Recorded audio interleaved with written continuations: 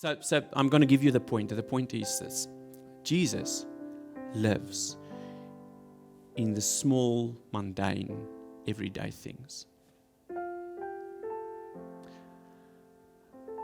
We have built life so that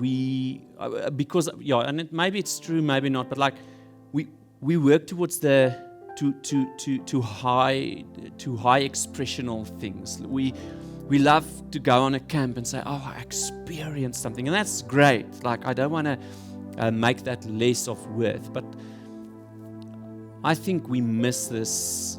I think we miss the importance and the beauty of now, of small, everyday, mundane things, because we are going from high point and high point and high point to the next.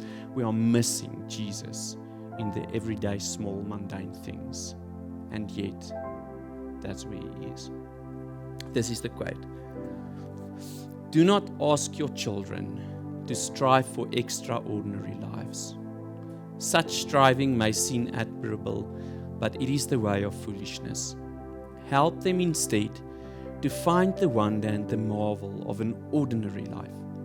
Show them the joy of tasting tomatoes, apples and pears. Show them how to cry when pets and people die. Show them the infinite pleasure in the touch of a hand, and make the ordinary come alive for them. The extraordinary will take care of itself."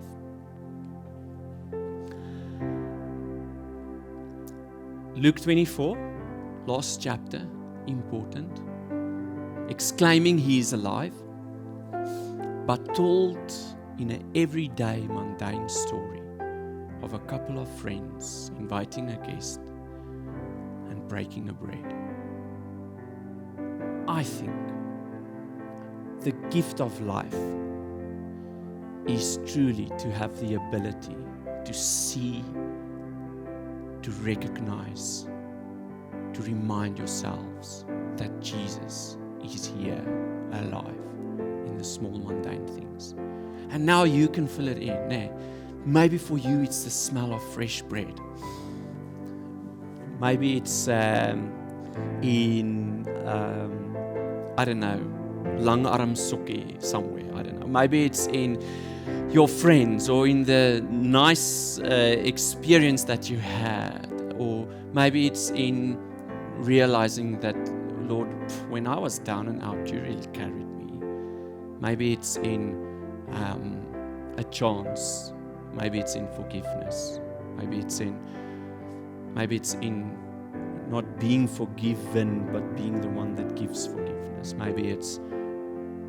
But it's not you that's doing it. It's Him that's doing it.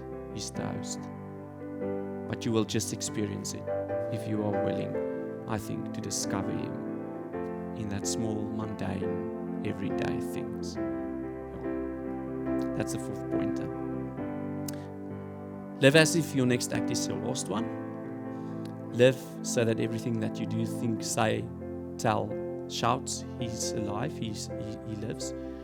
Remember, He's the host. And then lastly, Jesus lives in the small, everyday, mundane things. That's the point. So guys, I'm finished. It's the middle of July, 2 days past. There's a whole semester in front of us. There's a lot of things that's most probably going to happen. We are blind towards the future. May you enter this term with the hope and the willingness that God would surprise you in the most mundane, everyday things. Even when all hope is lost, was lost, according to these two persons. The leader of the movement has been killed, dead 3 days. Even then, they recognized Him. And so may your hearts grow warm when you realize He's alive and He's with you. Amen.